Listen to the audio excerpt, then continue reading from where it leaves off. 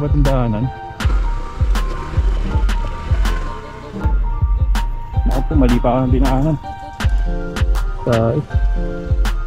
Kaya po ba ito?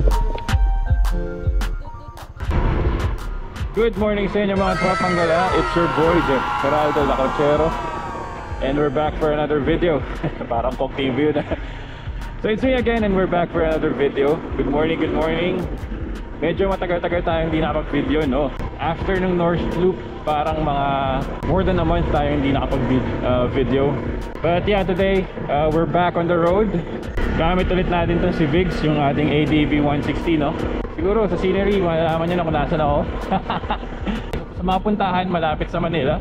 We're back for a short ride dito sa Marilake Highway, dito sa Tanay. Matagal-tagal tayo hindi nakagala after ng North Loop kasi ginugol ko yung mga past few weeks para maghanap ng trabaho. And you know, para may panggala tayo. And yeah, medyo sobrang stressful din maghanap ng work, no? For me, kapag meron ka ng specific skill, syempre naghahanap ka ng mas mataas dun sa previous job mo. Pero anyway, yun, nahirapan lang ako maghanap. So ngayon, let's go back. Mabalik tayo. So nandito tayo ngayon sa Marilake. May bibisitahin na tayo sa place dito na nakikita ko sa TikTok and sa YouTube tuwing nanonood ako.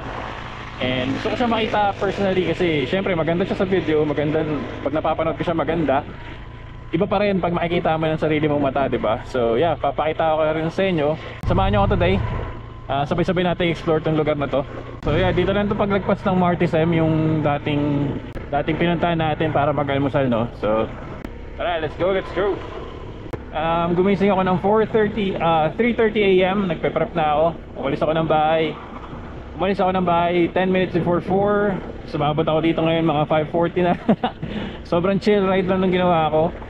Kanina medyo madilim-dilim pa. Dumaan ako ng Jollibee dito sa may Marikina na. Bumili ako ng almusal, then huminto muna ako ng Boso Shell. Sa may Shell, Boso para doon na lang kumain muna kasi medyo nagutom ako, agaw ako nagising eh. Then yun, nagpatuloy na ako sa biyahe. So right now, siguro mga 30 minutes to 40 minutes away tayo dun sa pupuntahan natin. And tara, let's enjoy the view, let's enjoy the morning, and we'll see kung ano mangyayari.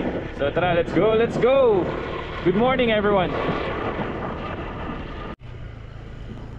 Ibang-iba talaga ang hangin dito. Ibang-iba talaga ang hangin sa probinsya. Ibang-iba ang hangin kapag nasa Mapuno ka. Sobrang saliwa talaga eh. And yung smell ng grass talaga naman, mga nakaka-relax na tanawin. Ang sarap sa mata, oh. Solid. Tara, let's go.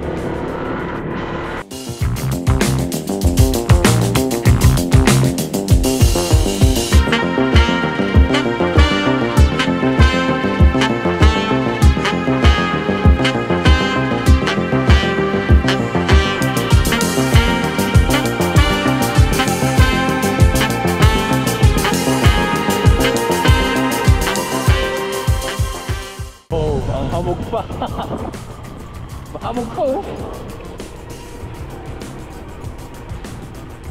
Ay, mababa pa yung ulap. Kung naalala nyo pala yung pinupunta natin sa Kayabo, sila Kuya Oscar, after ng Manukan, unang kaliwa, yun yung papasok doon. Papunta yun ng Kayabo. May mga ito.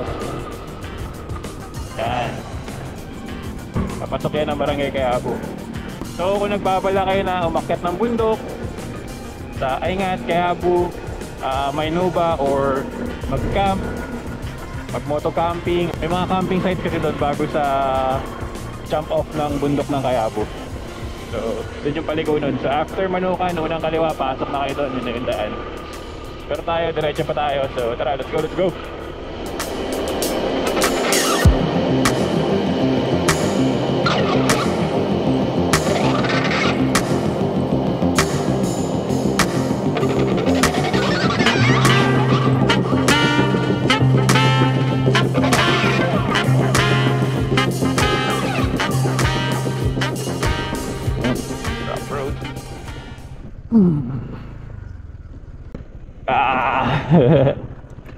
So yun yung pupunta natin. Pag nakita nyo na yung Martisem, yung unang kakaliwaan, kumaliwa na kayo doon. After Martisem, pagpasok nyo doon, magbilang lang kayo ng 3 humps. Tapos yung susunod na kaliwa, pasok kayo doon.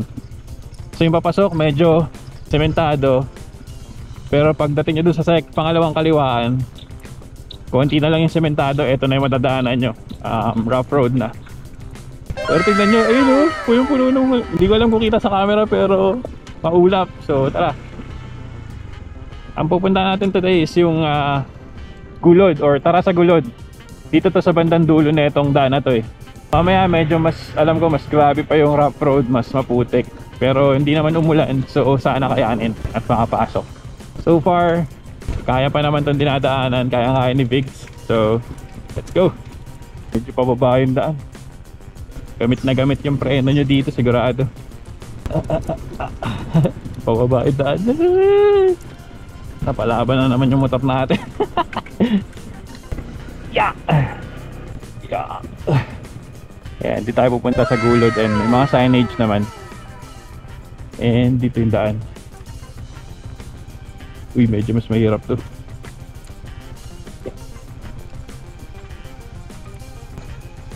And Gulod this way. Ay, putik. Mas mahirap to. Pababa. Mamaya aakyatin natin to. Buti na lang medyo matigas yung lupa. Kahit putik siya, pero doble ingat na rin kayo pag pupunta kayo dito. Buti na lang matigas yung lupa. Gusto mo palang mag-adventure medyo pababa. Hindi ko po. Dito sa gilid.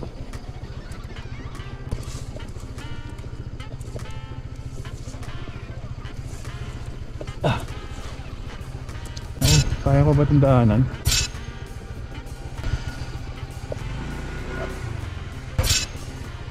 Parang mahihirapan.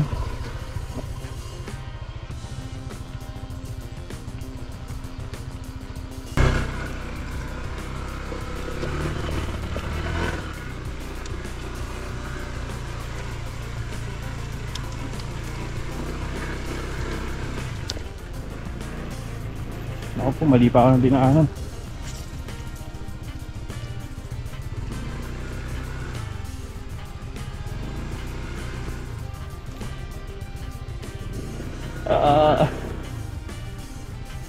Basta yung putik.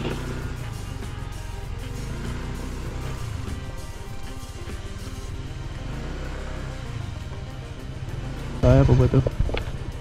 Banat na, nandito na tayo. Madulas, ingat-ingat lang. Uy.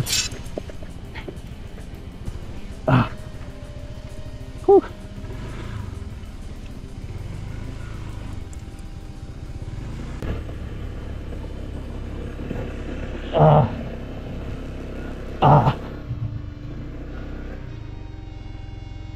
Dito. Medyo may konting view na dito. Nga lang, ang hirap putik na yung pa ako. Kawawa naman si Big. Victory. Try na natin. May mga konting basa lang na dadaanan. Medyo madulas. Uy, ganda. Ayun. Medyo mahirap nga lang puntahan. Yung alalay lang. Uy, putik yan. Puro pababa. Nahirapan ako dito mamaya paakyat. Hindi ko alam na ganito kahirap.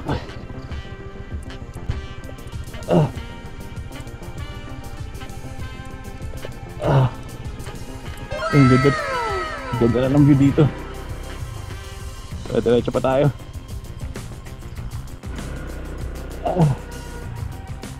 Gulod Transient House. Ito na yata. Ito, may mga doon. Grabe yun. Grabe yun. Grabe yun. Anyway, we're here sa Gulod. Welcome to Tara sa Gulod this way. Okay, dito tayo pasok. So tara, pasukin natin. Let's go. So tara, pasok tayo sa loob.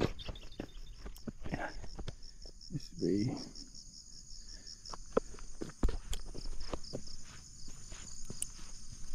Morning po. Open na po, no? 4 days. Magkano po? 120 po. Okay na po, no? Thank you. Cool yun, no? May desk. May overview. Ito pa, merong view deck. Grabe. May mga nagka-camp pala today. May mga nauna nga nag-camp today.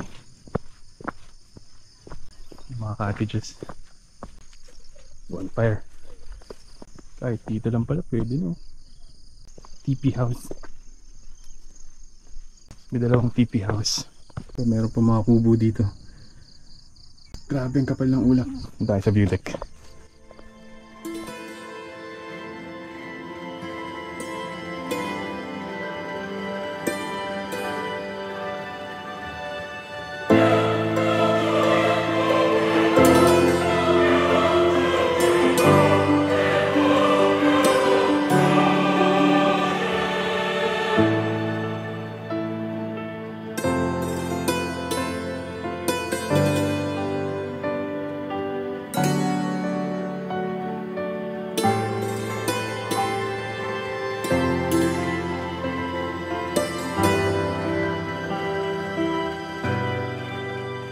Grabe ganda. Kahit dito ka lang yun. Kahit huwag ka na doon sa view deck, mas mataas dito eh. Grabe yung fog. Kanina nandun lang sa baba.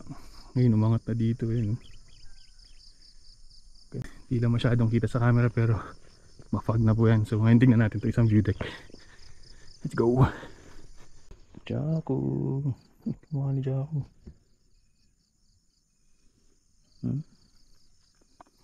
Mas light ka lang ng konti. Majestic Mountain House. Ayun. May bahay pa pala dun. Ito yung isang view deck. Dito tayo kasi dito walang tao. Dun sa isa marami.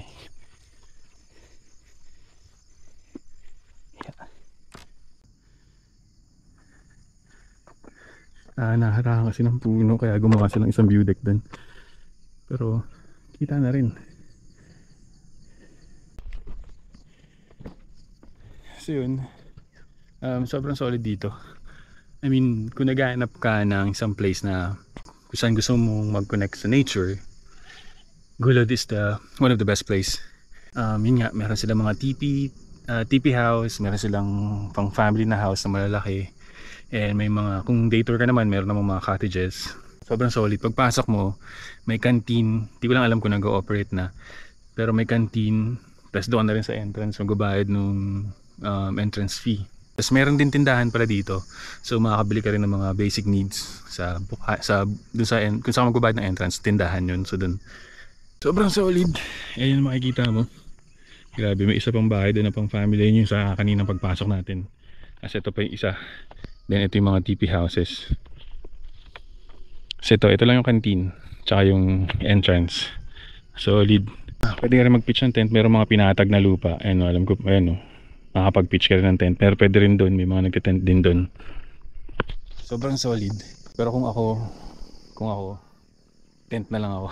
Pero syempre, kung pupunta kayo ng maulan, magandang choice yung mga TP rooms or TP houses or yung mga may bubong talaga kaysa tent para mas protektado kayo. Hindi kayo mababasa.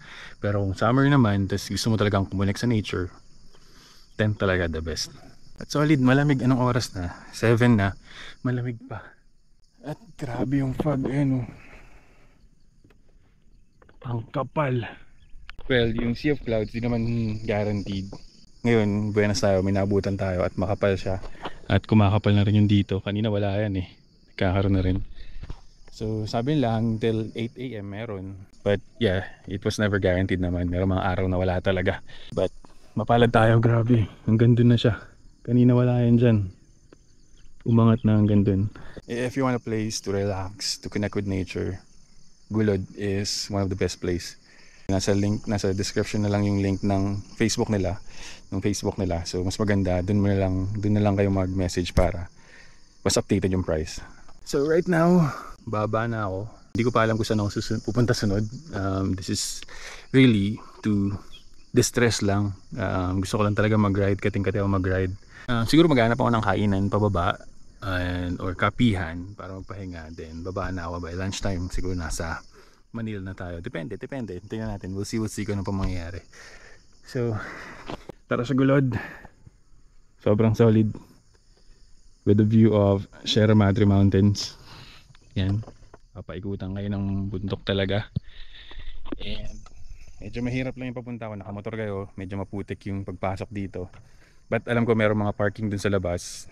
Pwede kayo mag-park dun. Magka-trek kayo 15 to 20 minutes. And yeah. Susugudin na natin yung putik paakyat. Grabe, pababa yung kanina. Aakyatin ko. Hindi ko alam kung paano makakayanan. But we'll see. So tara, let's go. Nakalimutan kong sabihin. Meron din pala mga public CR. And may signal. Smart ako. May signal. So all goods na rin. So tara, bakbakin na natin yung pabalik sa kalsada. And we'll see ka na pa mangyari. Let's go.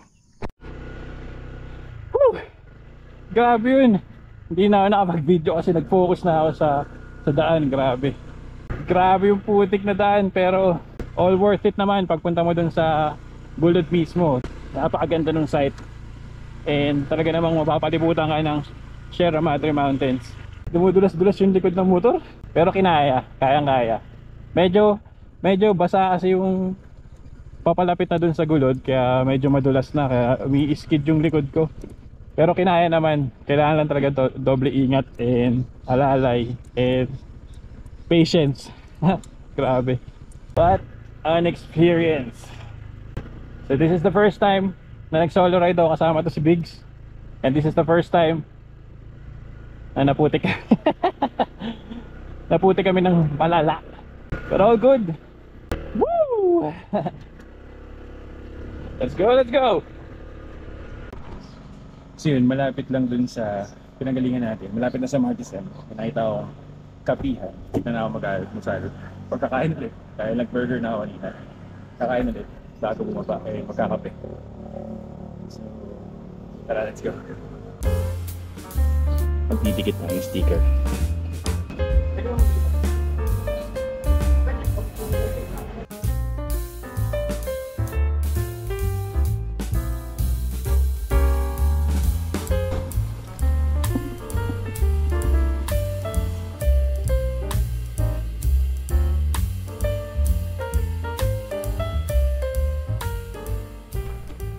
At tayo magpapatuloy sa ating biyahe.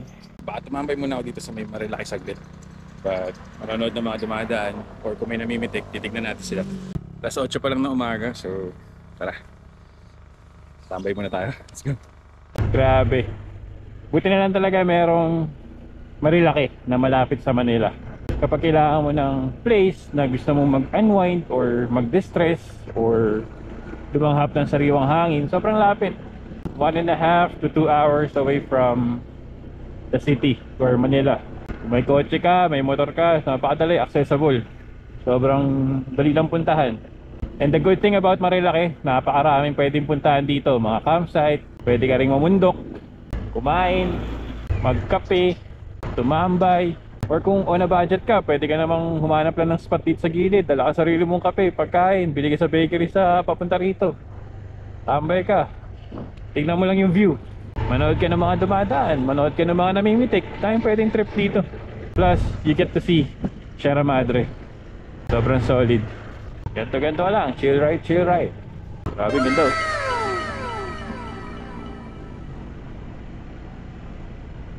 So yung mga pupunta ng bundok, Kayabu, Maynova, dito yun sa may Batanggasan nito, sa may kanto. Ayan, pasok lang kayo dyan sa may kanan.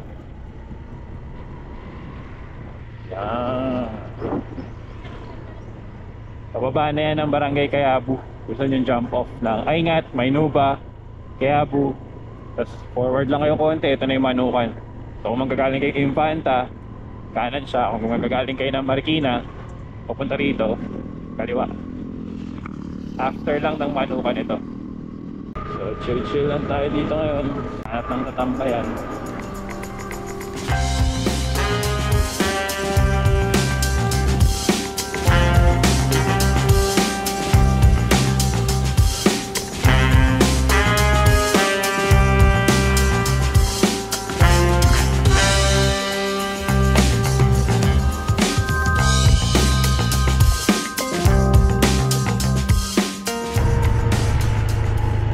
yun, nakatambay pa tayo sa Palo Alto, no? Tinignan natin yung mga namimitik doon.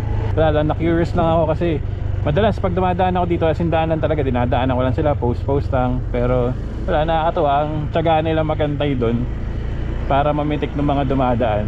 Then yun, pinapost nila dun sa Facebook pages nila, so pang-promote na rin. And cool din naman ang tiyaga, tsaka mahuhusay din naman talaga yung mga pumipitik dito.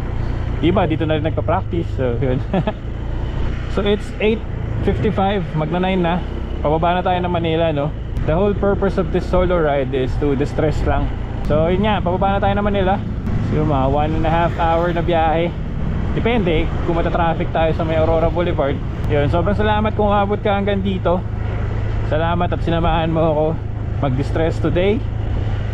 And yeah, kung naghahanap kayo ng place para mag-unwind, mag-camping, be one with nature, Gulod is one of the best place to visit. So maraming salamat at sinamahan mo ako today. See you sa next video, sa susunod nating destinasyon, sa susunod nating pupuntahan. Yeah, be safe, stay dry, medyo makulimlim na. Baka maya umulan na. Always bring your raincoats para sa mga nagmumotor. Ride safe and ingat kayong lahat. Maraming salamat sa pagsubaybay. Sa mga bagong subscribers, sa mga hindi pa nakasubscribe, subscribe na lang sa channel. Comment lang kayo kung may gusto kayong puntahan natin, bisitahin natin. Kung malapit sa Manila, why not, bisitahin natin. Sama ko yung mga tropa, sila Tres, si Sonen TV, o iba pang tropa, depende. But again, maraming salamat. I'll see you in the next video. Thank you. God bless.